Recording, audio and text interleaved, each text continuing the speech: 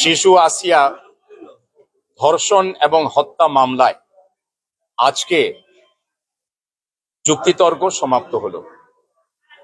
বিজ্ঞ বিচারিক ট্রাইব্যুনাল আগামী 17 মে 2025 এই মামলার রায় প্রচারের জন্য দিন ধার্য করেছে। গতকাল এই মামলায় রাষ্ট্রপক্ষ থেকে যুক্তিতর্ক উপস্থাপন করা হয়েছে। লার্নেড পাবলিক প্রসিকিউটর সহ এই বারের অনেক বিজ্ঞ আইনজীবী যারা প্রসিকিউশনকে সহায়তা করছেন তারা গতকালকে তাদের বক্তব্য উপস্থাপন করেছে। আজকে বিজ্ঞ আদালত এই মামলায় ল পয়েন্টের উপরে আমার বক্তব্য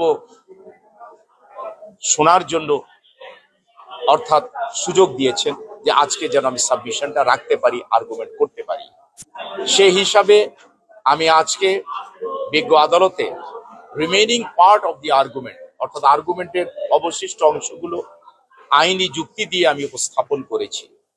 বিজ্ঞ আদালতের কাছে বলেছি যে এই মামলায় যে 29 জন সাক্ষী সাক্ষ্য দিয়েছেন, মৌখিক এবং দালিলিক সাক্ষ্য, এই বিজ্ঞ আদালতে উপস্থাপিত এবং দাখিলকৃত সাক্ষ্যাদি পর্যালোচনায় দেখা যায় এভিডেন্স অ্যাক্টের সেকশন 3 অনুযায়ী এই মামলার প্রসিকিউশন তার আনিত অভিযোগ প্রমাণ করতে সক্ষম হয়েছে।